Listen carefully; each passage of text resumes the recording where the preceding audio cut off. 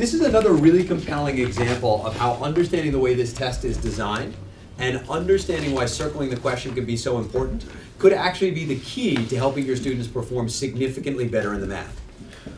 On the bottom of page 64, anybody who's ever taught math and has ever taught algebra understands to solve for some system of equations, you can set the variable equal to one of the other equations. You can solve to get one of them. You can take that number and put it into the original equation.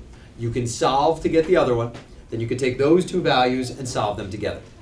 If you notice on page 64, this takes up almost half a page of work. This, however, is not how we want to solve equations. Why? Because we're smarter than that.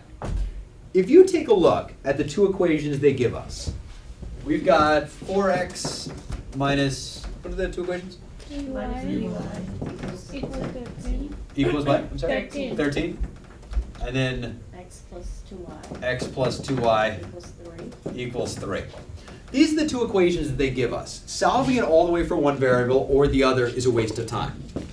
If we follow the rules we said before, that you're going to read the full question and then you're going to circle what they're looking for, what do they want to know? 5x minus y. 5x minus y. If you take a look at these two pieces and the thing that they're looking for is another equation, another expression, I guarantee you on this test there is a way to solve for this in one step.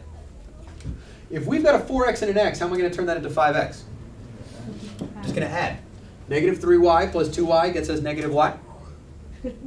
13 plus 3 is 16. And we're done. One step, 13 plus 3.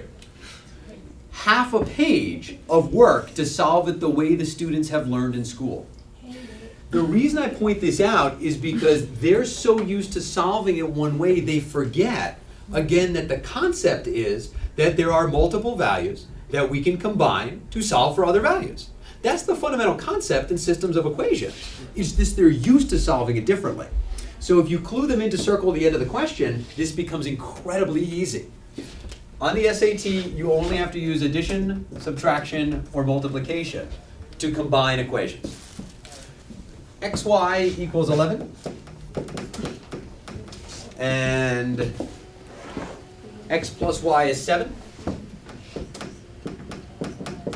And they're looking for x squared y plus xy squared. For many students, you put those three things together and that looks really, really scary. But we obviously can't add to get to an x squared. We can't subtract to get to an x squared.